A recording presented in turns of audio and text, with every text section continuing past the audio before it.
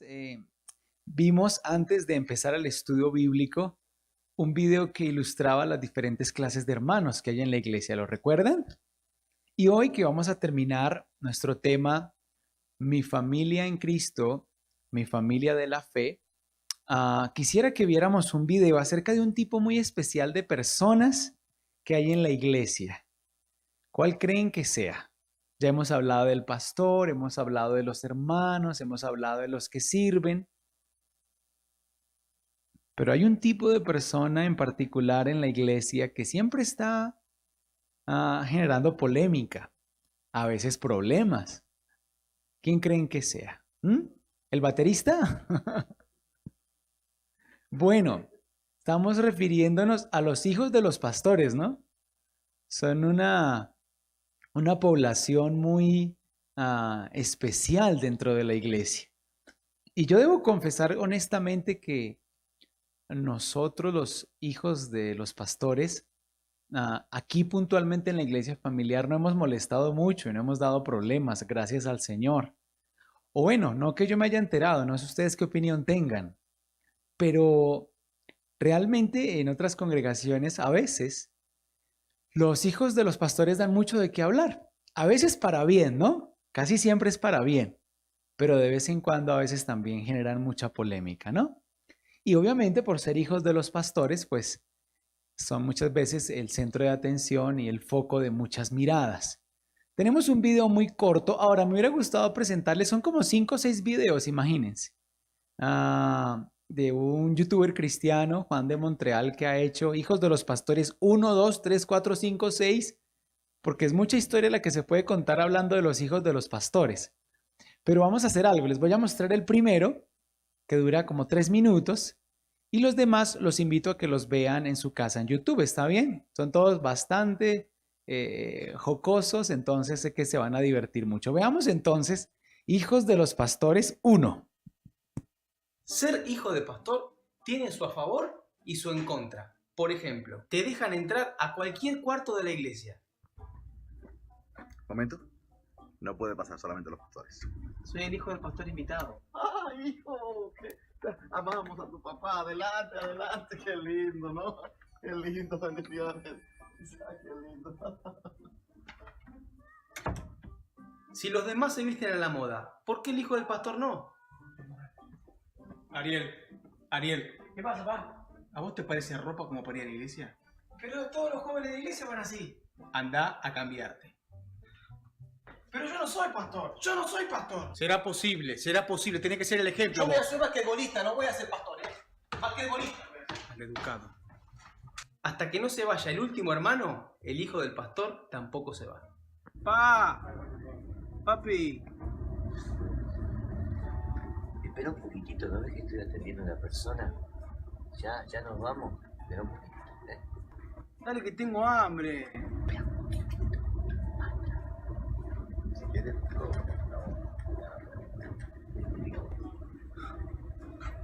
La pareja de la hija del pastor tiene que ser hijo de pastor.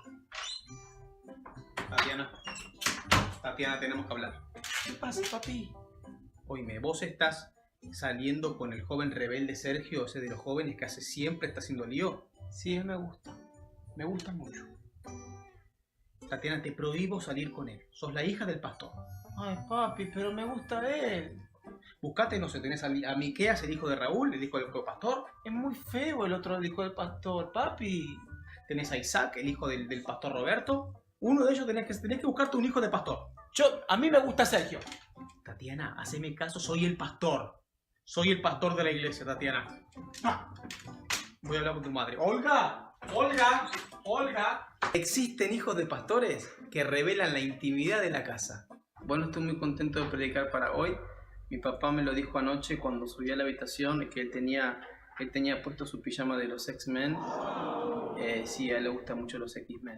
Y después a la noche, contentos cuando yo dije que sí, comimos un asado y él abrió una botella de vino, tomó vino y bueno, después lamentablemente discutió con mi mamá, pelearon como 45 minutos, pero después se arreglaron después de la pelea. Pero el motivo de la pelea no era mucho, era porque él usa peluca y la peluca estaba dañada. Entonces, después más tarde... Vamos a aplaudir al Señor.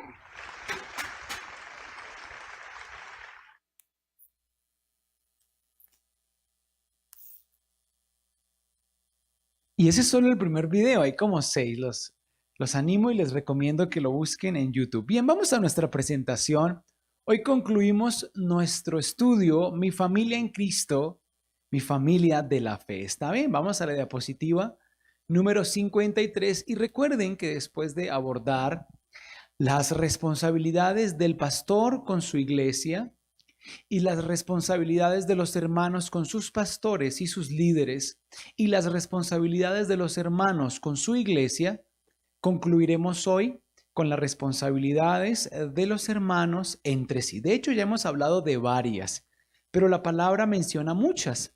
Así que quiero que avancemos y continuemos este tema que se nos ha inspirado mucho. Y los invito el domingo a que estén muy pendientes porque anunciaremos el tema de nuestro siguiente estudio bíblico. Bien, vamos entonces a la presentación.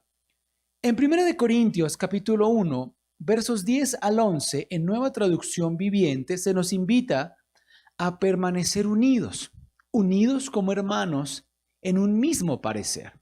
Permítanme decirlo de esta manera, unidos como hermanos en un mismo parecer dentro de la iglesia. El Señor nos está pidiendo que todos pensemos igual, que todos tengamos las mismas opiniones, que no haya disenso en la iglesia. No, lo que nos está pidiendo es unidos en un mismo parecer. Manténganse unidos en lo fundamental. Así, vemos cómo la palabra dice, amados hermanos, les ruego por la autoridad de nuestro Señor Jesucristo, que vivan en armonía los unos con los otros. Miren lo que dice la palabra, que no haya divisiones en la iglesia.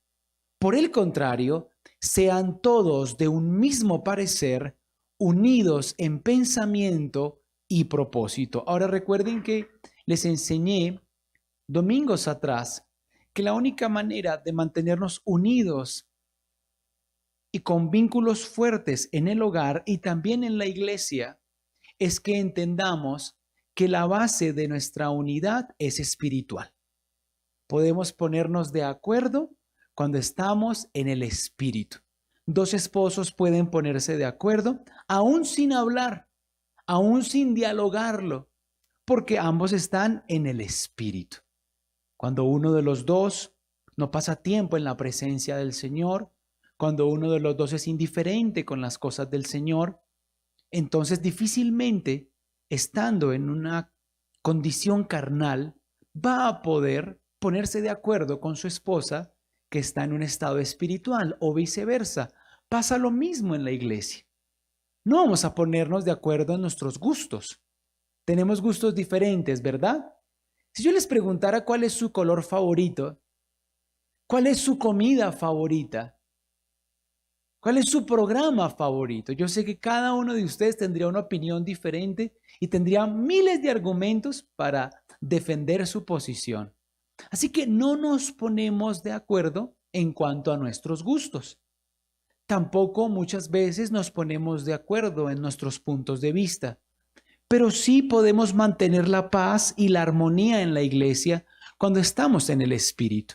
Quien está en el Espíritu no desea imponer sus opiniones, sino más bien desea ser razonable, desea escuchar y llegar al acuerdo. Que no haya divisiones en la iglesia. Mejor dicho, que no pase en la iglesia lo que a veces pasa en algunas iglesias, que unos por un lado y otros por el otro. El apóstol Pablo ejemplificó este punto de la siguiente manera. Algunos en la iglesia de Corinto dicen que son de Pablo, otros dicen que son de Apolos, otros dicen que son de Cefas y otros dicen que son de Cristo. Pues si son de Cristo, todos somos hermanos y podemos ponernos de acuerdo. Entonces imagínense que en la iglesia, no, yo voy con el pastor, yo voy con la pastora, yo voy con el hijo del pastor, yo voy con uno de los coordinadores. Todos divididos, va a sobrevenir el conflicto en la iglesia. Ahora, ¿por qué el Señor nos recuerda que pueden llegar a haber divisiones en la iglesia y que esto no debe ser así? Miren lo que dice el verso 11 y lo que pasó en la iglesia en Corinto. Algunos de la casa de Cloé me contaron de las peleas entre ustedes, mis hermanos amados, mis amados hermanos. ¿Qué estaba pasando entre ellos? Peleas. ¿Peleas entre quiénes? Entre los amados hermanos en la iglesia cristiana, sí. Entre hermanos, sí. Ahora, no vamos a echarle la culpa a los de la casa de Cloé por ser chismosos. Hacen bien al decirle al apóstol Pablo lo que está sucediendo. Algunos me contaron de las peleas entre ustedes, así que sean de un mismo sentir, que no haya divisiones en la iglesia. Amén. Avanzamos así y vemos como 1 Corintios capítulo 6, versos 4 al 6, en versión Dios habla hoy, nos habla sobre los pleitos en la iglesia. Y miren, si hace un momento nos hablaron de divisiones, es porque en la iglesia pueden haber divisiones. Ahora, si aquí nos están hablando de pleitos, aún entre hermanos amados, es porque en la iglesia pueden haber pleitos. Les pregunto, ¿de vez en cuando hay divisiones en el hogar? Claro. ¿Por qué algunas personas se sorprenden tanto cuando encuentran divisiones en la iglesia? Eso es natural, puede pasar. Ahora, no debe pasar siempre, ni debe ser seguido ni frecuente, pero pueden haber divisiones. También pleitos. Les pregunto, ¿pueden a veces ocurrir pleitos en nuestro hogar? ¿Hay pleitos entre el esposo y su esposa? ¿Hay pleitos entre los hermanos? Claro que sí. ¿Puede pasar también en la iglesia? ¿Nos vamos a ir de la iglesia cuando veamos pleitos y divisiones? Mira, iglesia, que a veces pasa que algunos hermanos no solamente son testigos de estas divisiones y de estos pleitos, sino que además los protagonizan. Sin embargo, escúchenme bien, eso no quiere decir que la solución sea irnos de la iglesia. Como la solución, cuando hay divisiones y pleitos en nuestra casa, no es irnos de la casa. ¿Entienden lo que estoy diciendo?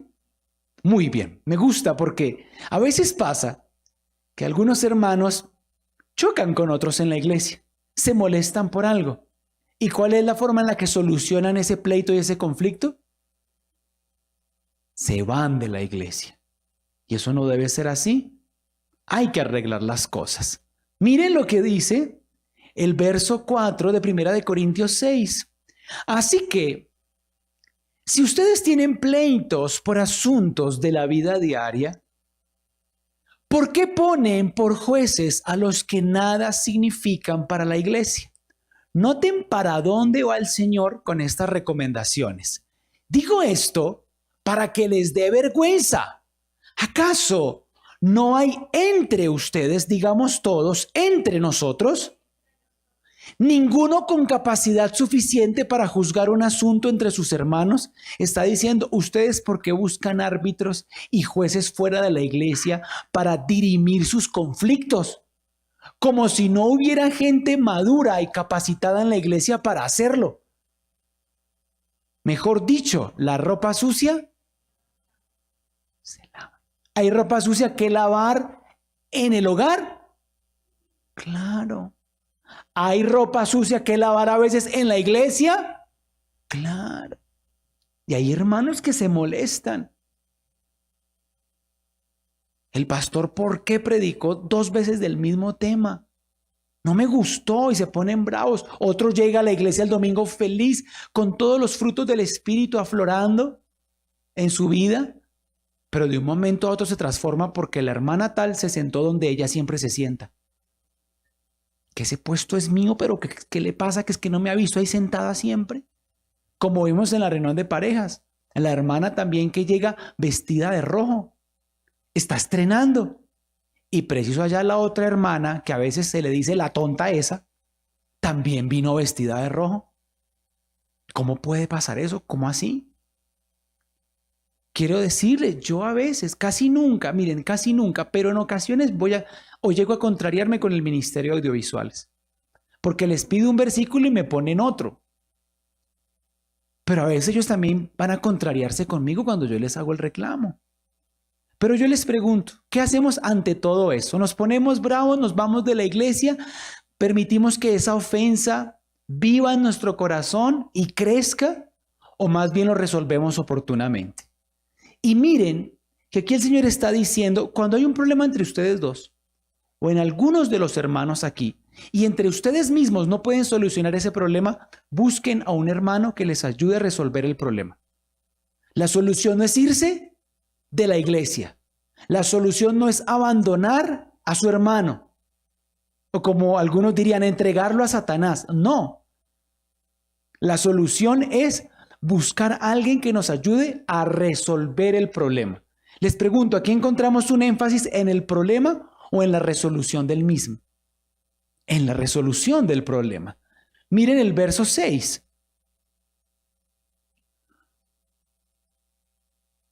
¿Acaso no hay entre ustedes algún hermano suficientemente preparado para juzgar asuntos entre la iglesia o entre los hermanos? No solo se pelean unos hermanos con otros, hay peleas en la iglesia, en Corinto, miren, sino que llevan sus pleitos ante jueces paganos. Entonces, si hay pleitos entre los hermanos, ¿dónde se resuelven? En la iglesia. ¿Y por medio de quiénes? De creyentes maduros, de líderes, o si el problema es muy grande, con la mediación del pastor. ¿Pero qué es lo que buscamos? Resolver el problema. Muy bien, sigamos adelante. Vamos a detenernos en esta noche, por lo menos por los siguientes 15 minutos, en 1 Corintios capítulo 8, puntualmente versos 1 al 13. Porque aquí el Señor toca un tema muy importante y es la actitud que deben tener los hermanos maduros frente a los hermanos inmaduros. La actitud que deben tener los hermanos que tienen conocimiento frente a los hermanos que hace poco conocen al Señor y son ignorantes en muchos aspectos de la vida cristiana. ¿Entienden lo que digo? Estamos claros en que hay hermanos maduros, hermanos en formación y hermanos inmaduros en la iglesia. Muy bien. Así, el Señor nos dice entonces, usando un ejemplo muy específico, lo siguiente. Ahora paso al asunto de los alimentos ofrecidos a los ídolos. Voy a leerlo y luego hago algunas explicaciones. Es verdad lo que se dice, que todos tenemos el conocimiento de la verdad. El conocimiento de la verdad que es Cristo. Pero el conocimiento hincha de orgullo se refiere al conocimiento del que sabe mucho, del que lee mucho, del que tiene muchas ideas en su cabeza. Y no está mal el conocimiento, pero a veces hincha de orgullo, en tanto que el amor edifica a la comunidad. Aquí el autor bíblico se refiere a la iglesia como la comunidad. Verso 2. Si alguien cree que conoce algo, realmente no sabe tanto. Todavía no lo conoce como lo debería conocer. Miren el verso 3. Pero si alguien ama a Dios, Dios lo conoce a él. Les pregunto, aquí se nos está pidiendo no buscar y no valorar el conocimiento. Por supuesto que no. Ahora, ¿se nos está diciendo que solamente nos comportemos amorosamente en la iglesia? Tampoco. ¿Qué se nos está pidiendo? Un equilibrio. Muy bien. Necesitamos conocimiento en la iglesia, pero también necesitamos amor. Sin embargo, escúchenme bien, en la iglesia debe predominar el amor. ¿Por qué? No nos mantenemos unidos a partir de conocimientos. Muchas veces, en personas que estudian mucho y que no tienen maestros que les permitan tamizar algunos conocimientos, terminan haciendo de esos conocimientos una fuente de conflicto. Miren lo que dice la palabra. El conocimiento hincha de orgullo. De hecho, recuerdo uno de los dones motivacionales. No sé si ustedes los recuerdan también. El que tiene el don de la enseñanza. Uno de los aspectos que la Escritura le menciona permanentemente a aquellos que enseñan es: no se enamoren tanto de su conocimiento al punto de volverse orgullosos, sino más bien usen lo que saben para instruir a otros. Y siempre a partir del amor. Ahora, ¿por qué pasamos al asunto de los alimentos ofrecidos en sacrificio a los ídolos? Resulta que en estos tiempos, año 30, 40 y 50, 60 después de Cristo, era natural que junto con la fe cristiana emergente, la fe de los primeros creyentes, también tuvieran lugar muchos cultos paganos, donde se sacrificaban animales a los ídolos. Esos sacrificios eran violentos, eran sangrientos. Sin embargo, se le permitía a aquellos que sacrificaban consumir esos alimentos sacrificados. Miren cómo lo está diciendo la palabra. ¿Sacrificados a quiénes? A los ídolos. Recuerden que cuando nuestro Señor Jesucristo murió en la cruz y resucitó, y luego en Hechos capítulo 2, la iglesia fue bautizada con el Espíritu Santo, ¿qué terminó y qué comenzó? Terminó la edad de la ley o la dispensación de la ley, ¿verdad? ¿Y qué comenzó? La edad o la dispensación de la gracia.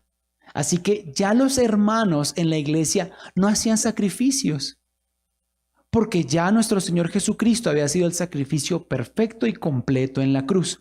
Pero religiones paganas tenían la costumbre de realizar sacrificios. En ese contexto es que se presenta esta situación. Avancemos. En cuanto a esto de comer alimentos ofrecidos en sacrificio a los ídolos, miren la explicación. Bien sabemos que un ídolo no tiene valor alguno en el mundo y que solamente hay un Dios. Ahora, yo les pregunto, ¿han visto ustedes imágenes de santos, de vírgenes? ¿Las han visto? Les pregunto, ¿podríamos hablar de que aparte del Señor hay muchos otros dioses porque existen esas imágenes y esos ídolos? No, porque son ¿qué? Creaciones humanas, ¿verdad? La Biblia se refiere a ellos como ídolos que tienen ojos pero no pueden, que tienen oídos pero no pueden, tienen manos pero no pueden. Perfecto, se refiere a simples expresiones humanas de barro, de madera o de piedra, inanimadas, que son parte de un sistema idolátrico, pero que no tienen nada que ver con la verdadera fe. Así que nosotros no pensamos que haya un Dios verdadero y muchos otros dioses de inferior rango o de menor rango. No, hay un solo Dios. Lo que hay aparte de Dios, si hablamos de entidades espirituales, ustedes han visto, por ejemplo, que en Apocalipsis se habla de los 24 ancianos, ¿verdad? ¿Cuál es la identidad de los 24 ancianos? También habla Apocalipsis de los 4 seres vivientes, ¿verdad? ¿Cuál será la identidad de los 4 seres vivientes? También habla la Escritura de ángeles, arcángeles, serafines y querubines, entidades espirituales. Pero recuerdan también de qué entidades espirituales nos habla Efesios capítulo 6, porque no tenemos lucha contra sangre y carne, sino contra principados y potestades y huestes espirituales de maldad. ¿En dónde? En las regiones celestes. Así que también hay diferentes tipos de demonios. Y muchas personas, escúchenme, y lo dice la Escritura, adorando a ídolos, en realidad están adorando a demonios. Idolatría, culto a los demonios. Así que sabemos y tenemos claro que en el mundo solo hay un Dios. Verso 5. Pues aunque en el cielo y en la tierra existan esos, comillas, llamados dioses con D minúscula, y en este sentido hay muchos dioses y muchos señores, entro a explicarlo. ¿Cuántos han oído alguna vez hablar de la Virgencita de Guadalupe? De las más famosas, ¿cierto? Pero también aquí más cerquita entre nosotros hemos oído de la Virgen de Fátima. ¿De dónde más? Del Carmen, de Chiquinquirá. Hemos oído hablar del Señor caído de Monserrate. ¿Qué otros santos existen por ahí? De Buga, el de Milagroso. Uy, pero algunos me hablan con mucha propiedad del Milagroso de Buga. ¿Qué pasa? Ojo, iglesia. Todos esos santos y muchísimos más. Hay miles, tal vez millones de santos y de falsas deidades. Por eso la palabra se está refiriendo a ellos de esta manera. Y en este sentido, aparentemente hay muchos dioses y muchos señores. Verso 6, para nosotros, no lo digan, grítenlo, para nosotros. Es que para nosotros es totalmente diferente, ¿cierto? Pero para nosotros no hay más que un solo Dios, el Padre. ¿Quién es ese único Dios? El Padre, Padre de nuestro Señor y Padre nuestro por medio de la fe. Mira, iglesia, en quien todo tiene su origen y para quien nosotros existimos. El ateísmo no tiene fundamento, ni antropológico, ni biológico, ni histórico. El ateísmo es para brutos. ¿No? ¿Alguno se sintió aludido? Porque no puede ser que podamos ver y atestiguar la complejidad del universo, la complejidad de los organismos vivos, la complejidad de nuestro propio cuerpo. ¿Se han quedado ustedes viendo sus propios ojos en un espejo? ¿Qué cámaras nos ha puesto el Señor aquí adelante? Vemos en 4K. ¿Y han visto cuando la luz es intensa, qué es lo que pasa con la pupila? ¿Han visto ese cambio de foco de la pupila? Impresionante.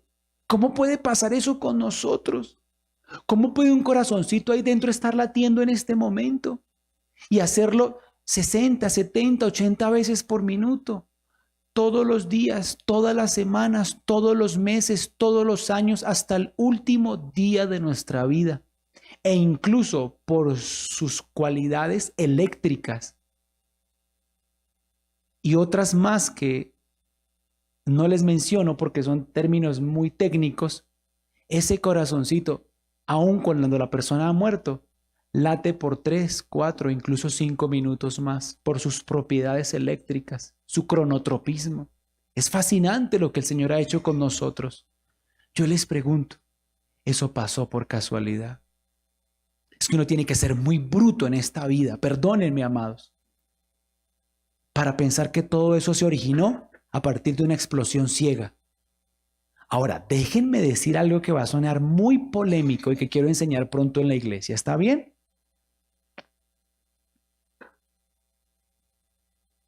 Haya sido el método que haya sido, que nuestro Señor haya escogido para dar origen y existencia al universo, es Él quien le dio origen. Pero escúchenme, es altamente probable que Él haya permitido lo que los astrofísicos llaman una gran explosión caliente, donde en un instante de su infinito poder Él reunió materia, tiempo, energía y espacio y llamó a existencia al universo. Pero una explosión nunca ocurre porque sí. Debe haber un desencadenante. Ahora, no es que de esa explosión todos hayamos surgido, no. Millones y millones y millones de años después de esa gran explosión caliente, el Señor tomó los insumos y el material para la construcción de las estrellas y los planetas. Y a través de millones de años se formaron las galaxias, una galaxia como la nuestra, la Vía Láctea, y un sistema solar como el nuestro. Pero vemos siempre al Señor obrando, al Señor actuando. Nada ocurre porque sí. Y esto de la explosión se lo comparto porque hay un principio astronómico llamado la radiación cósmica de fondo, que nos muestra que en el inicio de los tiempos tuvo lugar en el universo una gran explosión. ¿Quién la produjo? Nuestro Dios. Nuestro Dios. La Biblia dice que de lo que no existía, ahora es. Que Él era antes del tiempo porque es eterno. Pero en su plan maravilloso dijo, hagamos al hombre. Pero para poner el hombre en la tierra, ¿cuánto tiempo tuvo que pasar para que tuviéramos un planeta con una atmósfera idónea? Un sistema solar correcto, con la estrella correcta, que es el Sol para nosotros. En la galaxia correcta. Es fascinante que pensemos en eso. Déjenme preguntarles, toda esa complejidad, toda esa organización, toda esa arquitectura, toda esa artesanía fina para dar origen a la vida, ¿fue una casualidad? El ateísmo es para brutos. Mira a tu hermano y dile, y tú y yo somos muy inteligentes. Además, alguien dijo un argumento que me sorprendió. Miren lo que dijo este apologista de la fe. Miren qué argumento.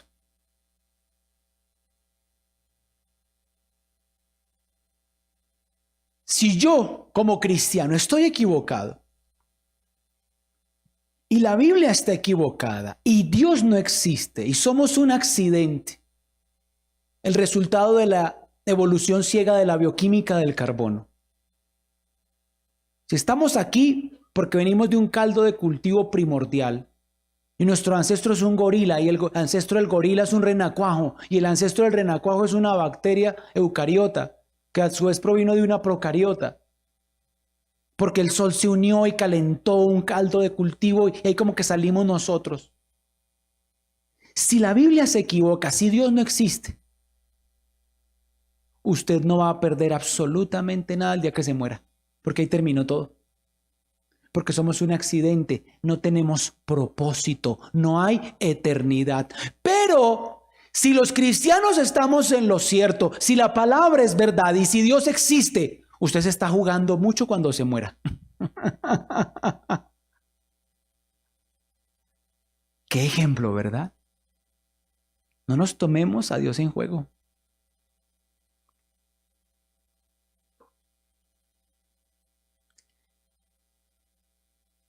¿Ven algo de organización en este lugar?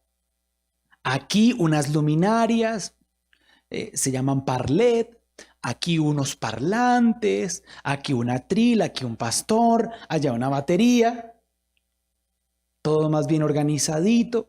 Escúchenme, los sistemas que soportan la vida son muchísimo más complejos, casi infinitamente más complejos que la organización y la complejidad que vemos aquí. Yo les pregunto, ¿esto está así porque sí?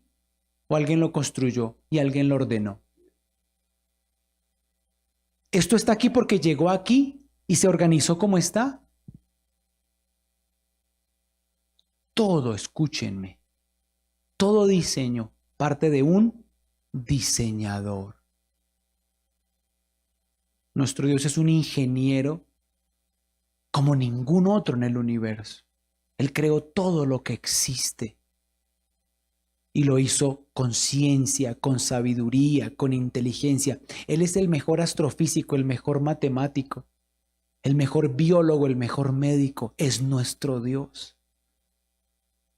Todo lo que existe fue creado por Él.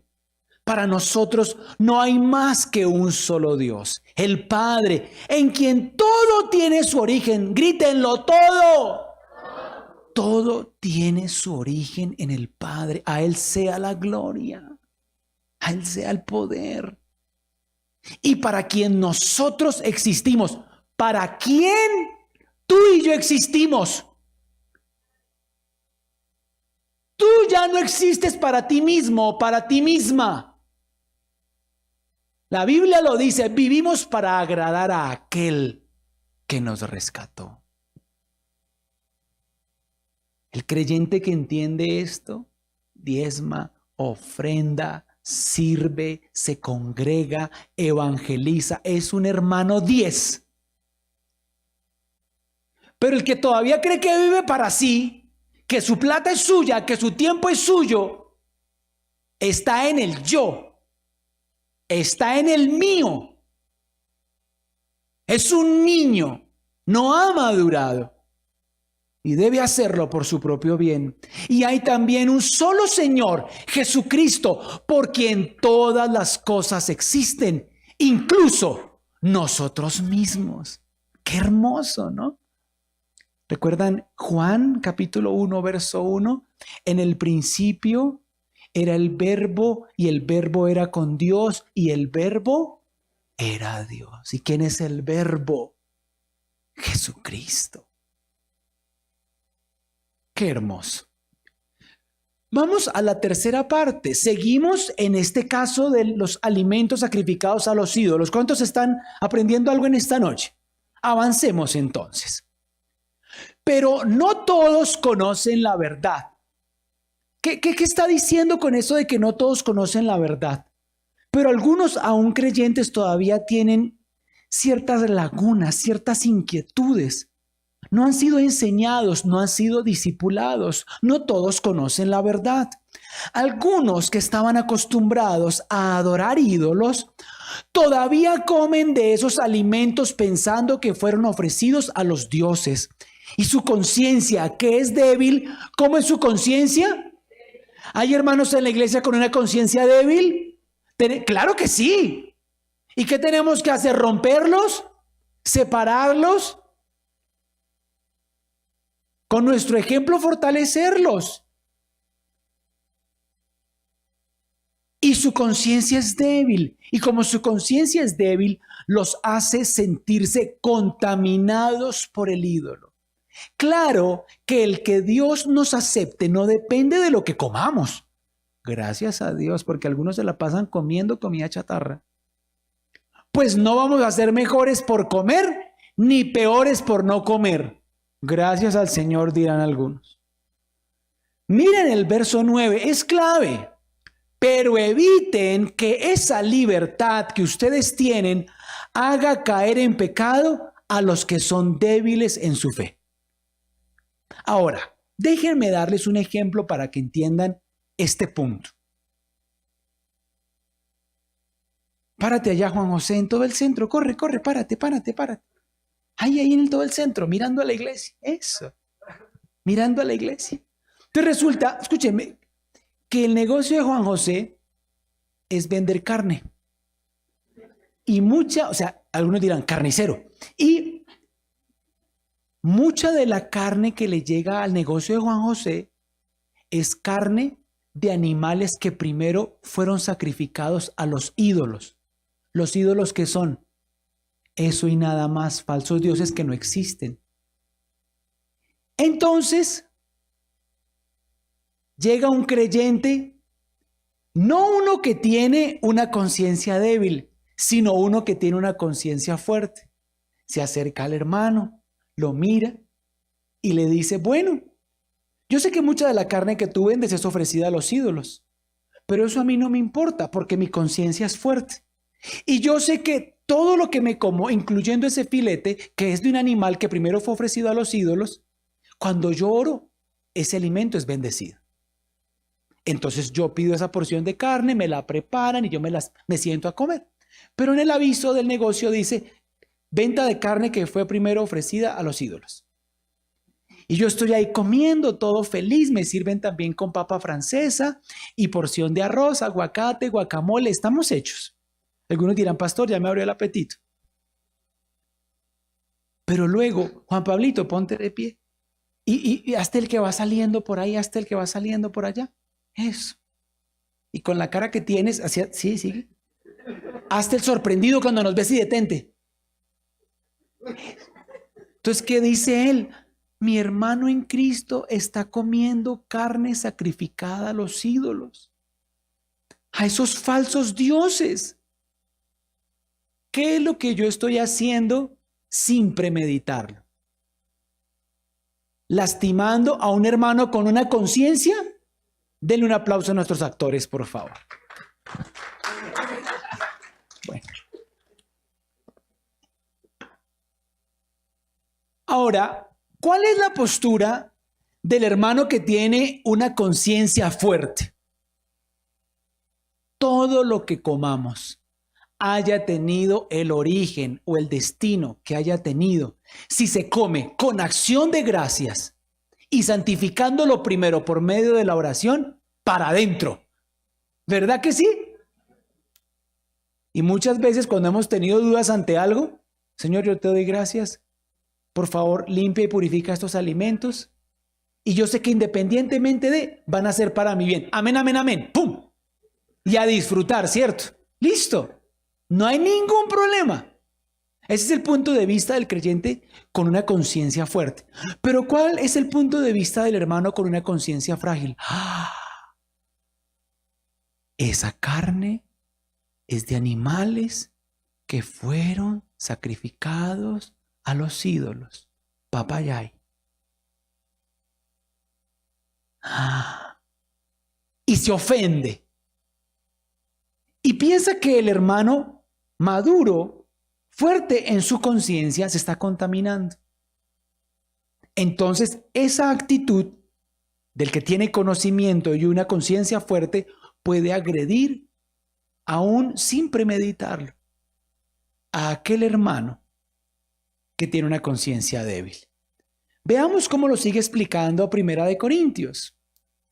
Porque si tú, que sabes estas cosas, te sientas a comer en un lugar dedicado a los ídolos, ¿se acuerdan el aviso del restaurante de Juanjo?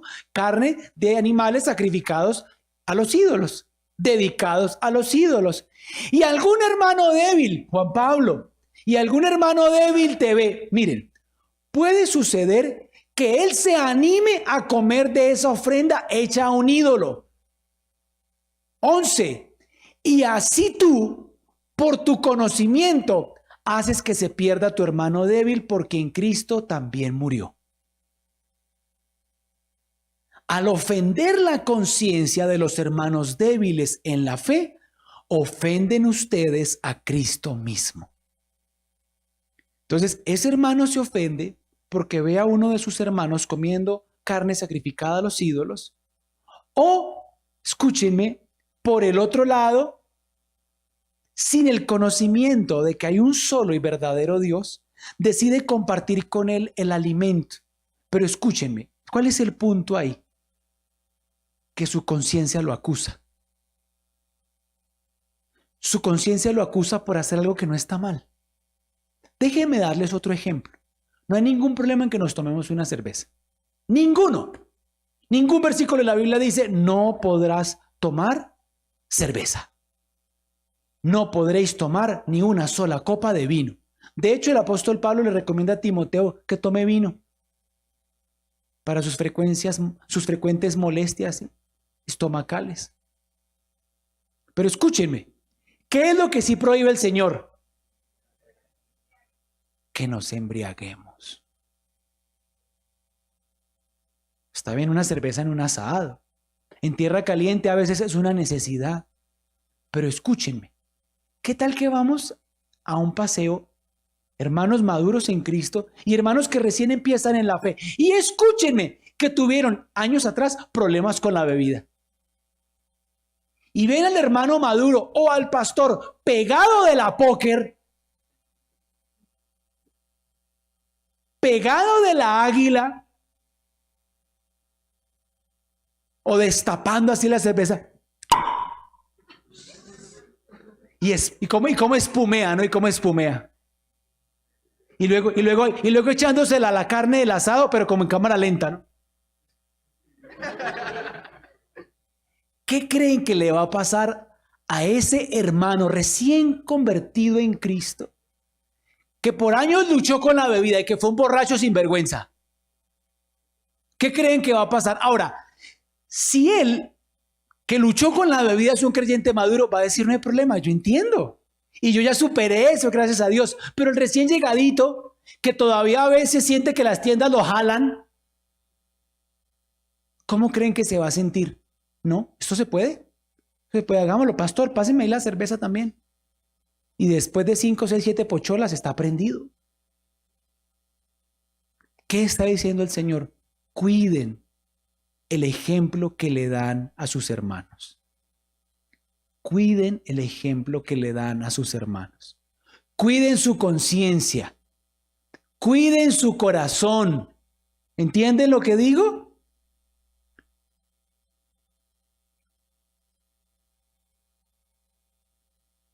Al ofender la conciencia de los hermanos débiles en la fe, ofenden ustedes a Cristo mismo. El que ofende a un hermano débil en la fe en la iglesia, ¿a quién está ofendiendo? A Cristo mismo. Por eso, si por causa de mi comida hago caer en pecado a mi hermano, no debo comer carne nunca para no ponerlo en peligro de pecar. Mejor dicho, hermano, a usted le puede gustar mucho el churrasco, le puede gustar mucho el bife de chorizo, le puede gustar mucho la sobrebarriga, pero si eso pone en peligro la fe de su hermano, vuélvase vegetariano. ¿Qué es lo que está diciendo el Señor? Cuiden la conciencia de sus hermanos. Voy a otro ejemplo que pasa en la iglesia.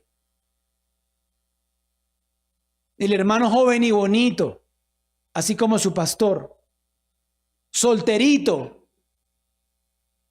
enamoró a las niñas de danza, enamoró a las niñas de alabanza, le picó el ojo a las maestras de iglesia infantil,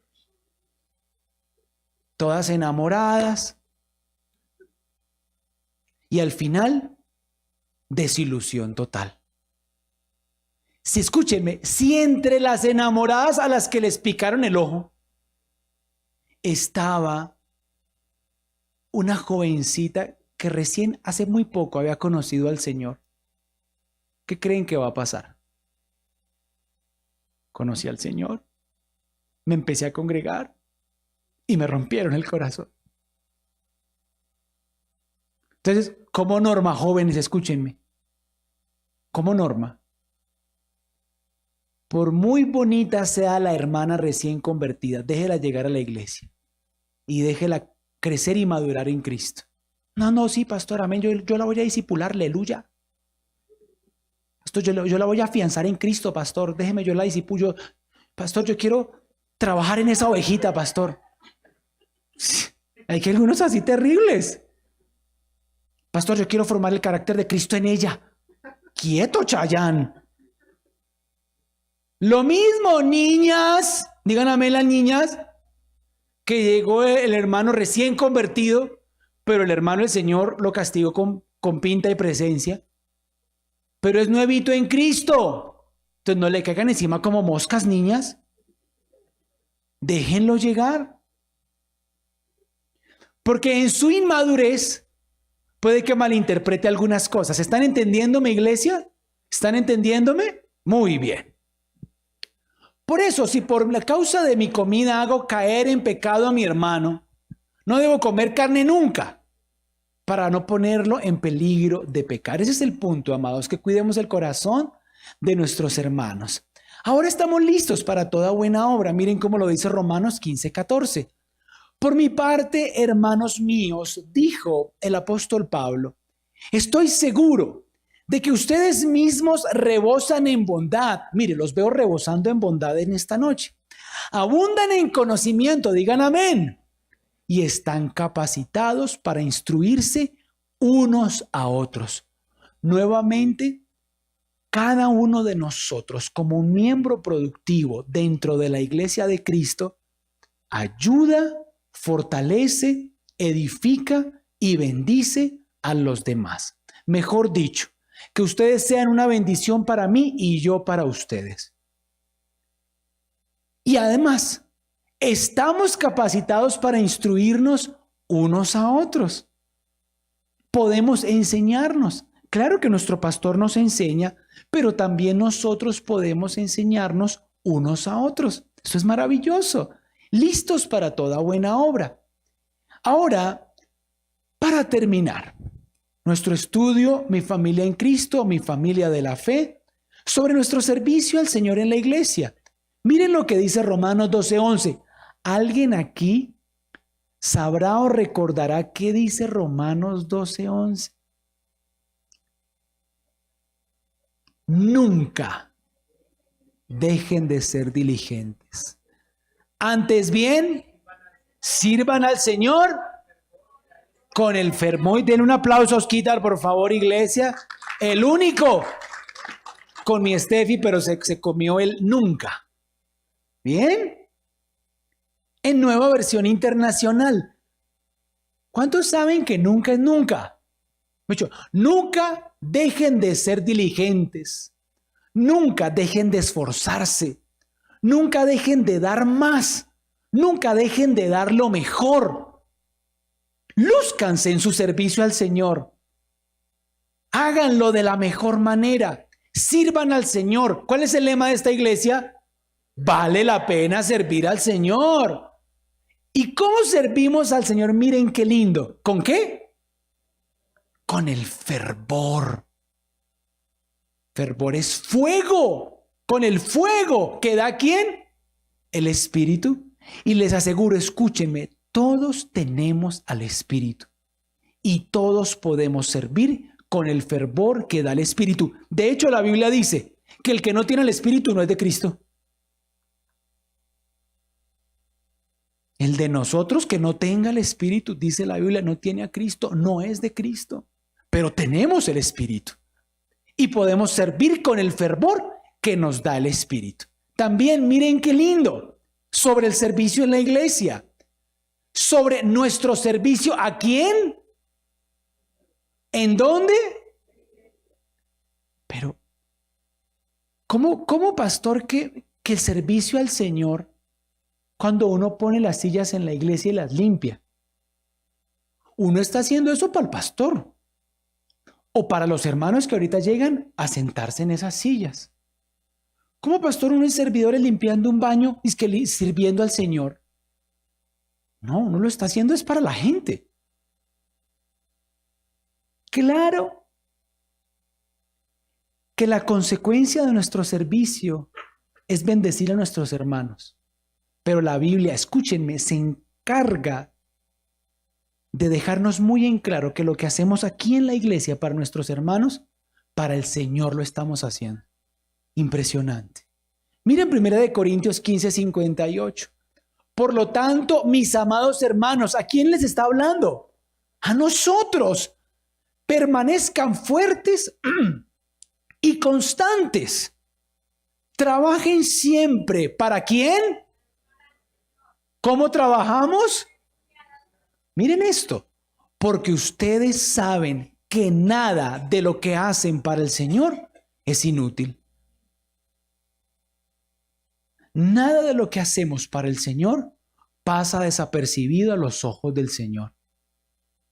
Cuando tocamos un instrumento, cuando danzamos, cuando servimos allá en audiovisuales y pasamos los versículos, ponemos las luces, cuando enseñamos a los niños, cuando evangelizamos, cuando servimos en la logística y la organización de la iglesia.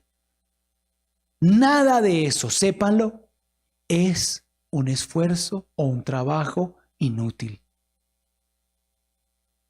El Señor toma cuenta de aquellos fieles que le sirven por años sin desmayar.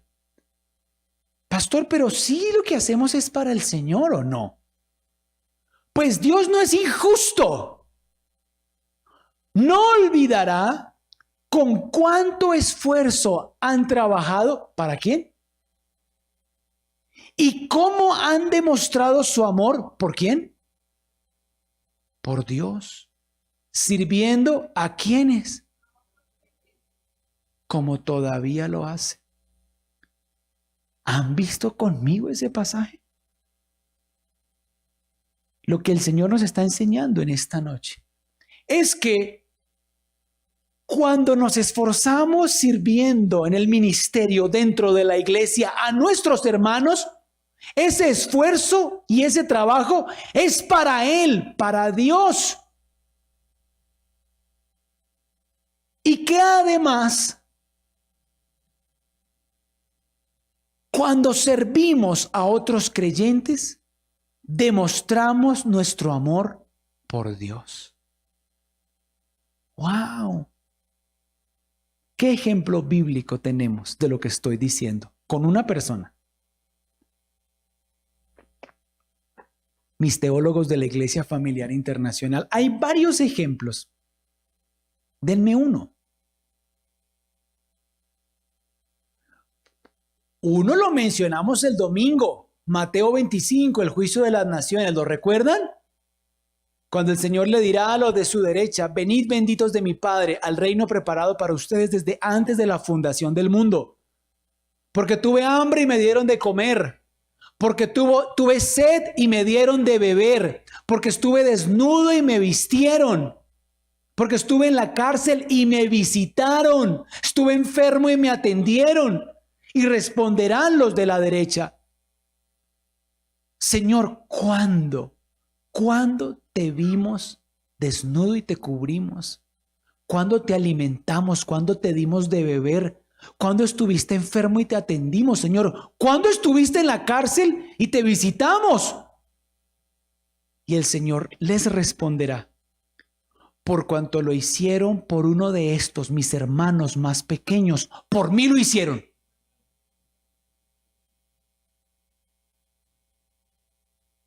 Segundo ejemplo, ese fue el del domingo. ¿Lo recuerdan? ¿Cuántos vinieron el primero al segundo servicio?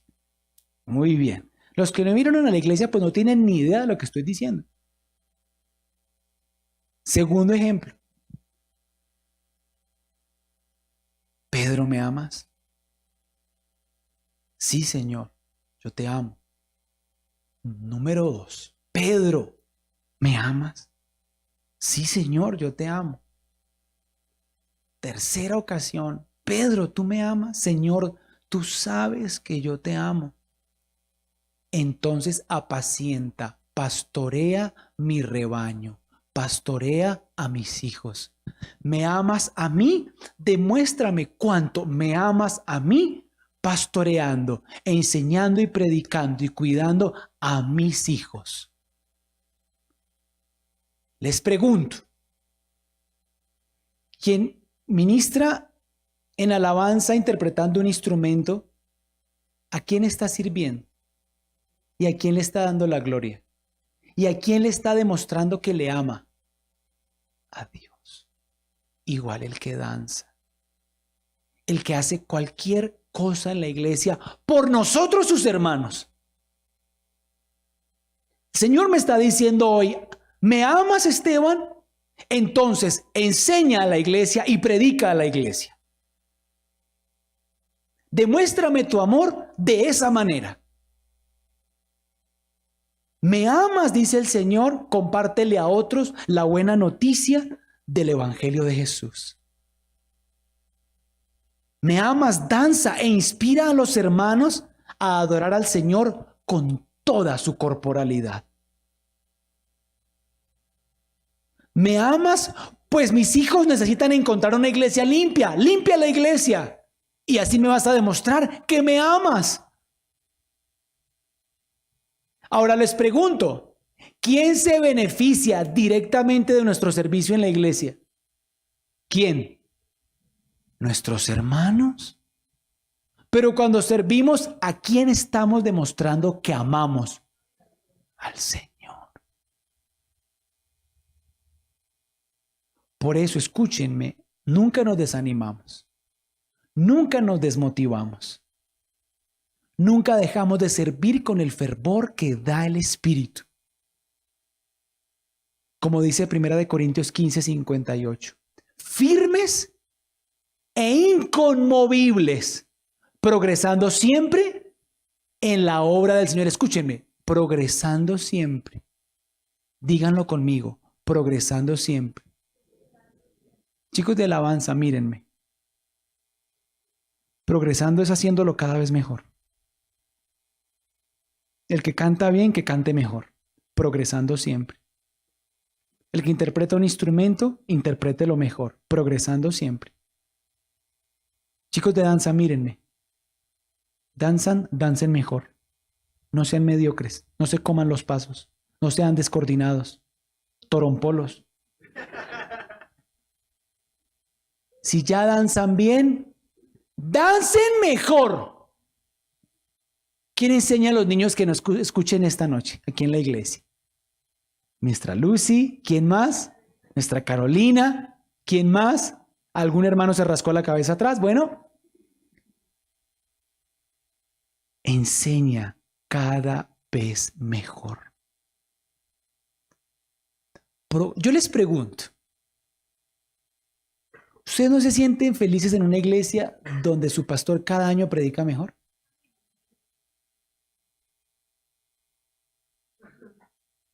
Algunos así sea por la fe, digan amén.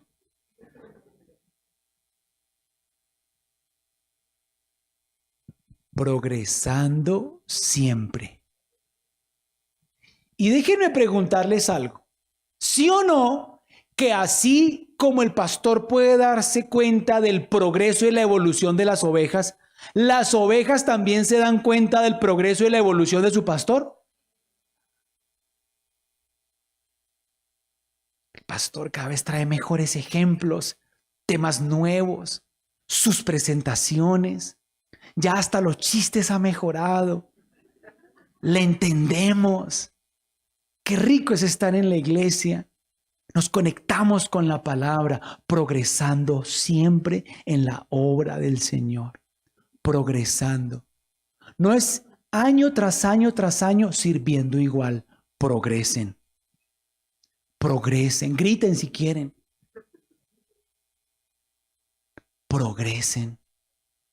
Esposa, yo les pregunto, ¿cuántas esposas me escuchan esta noche? Digan amén.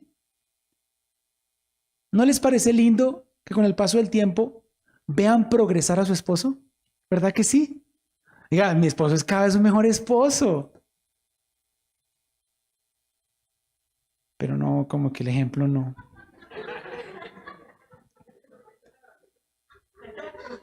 Voy a tomar. Sí, pastor, le progresa. ¿Qué le progresa? La dilatación gástrica. No seamos así, aunque sí pasa a veces. Pero. Esposita, dime, ¿ha progresado o no tu marido estos años? ¿Ha progresado o no? Ahora, algunas dirán, pues sí, ha hecho su esfuerzo y ha mejorado. Otras dirán, el progreso ha sido total. Al punto de que cada vez que llego a la casa, canto, ¿quién es ese hombre? Mejor dicho, qué progreso el de ese hombre. Esposos, ¿cuántos esposos me escuchan esta noche? Amén, vea un esposo, pero sé que de pronto hay más. Cecita, diga amén. Esposo, digan amén allá, muy bien. Qué lindo ver progresar a su esposa, ¿cierto? ¿Cierto que sí? Claro, pastor, progresando en canas, progresando en arrugas, progresando. No seamos así. Respetemos. Que el tiempo nos pasa a todos por igual, ¿verdad que sí? ¿O ustedes creen que las patas de conejo, a todos nos salen? No son de conejo, son de gallina. Y que el pastor con los chistes programados o con los chistes espontáneos nos hace reír. Está embarrándola, nos reímos en la iglesia. Progreso. Yo les pregunto, qué lindo ver progresar a su iglesia, ¿cierto? ¿Cuántos recuerdan la obra del templo aquí? ¿No hemos progresado desde entonces? Mucho. Y ya soñamos con ampliarnos y seguir progresando. Miren, amados, oren al Señor. Ya prácticamente me sorprendió. La semana pasada inició la semana de receso, pero el primer servicio estuvo lleno a un 80% y el segundo servicio totalmente lleno. Vamos por nuestra tercera reunión en el nombre de Jesús. Tenemos que ser una segadora de almas en este sector. Que cientos y aún miles se conviertan aquí. Que vean nuestro progreso. Progresando siempre en la obra del Señor. Escúcheme, no es decayendo. Cada vez menos en danza, cada vez menos en alabanza. Ya casi nadie quiere servir. No, iglesia. Progresando es progresando en la obra del Señor. Y miren cómo termina 1 Corintios 15:58. Conscientes de que su servicio, de que su trabajo, de que su esfuerzo en el Señor no es en vano. Amén y amén. Denle un aplauso al Señor en esta noche. Venga nuestros quitar, invítanos.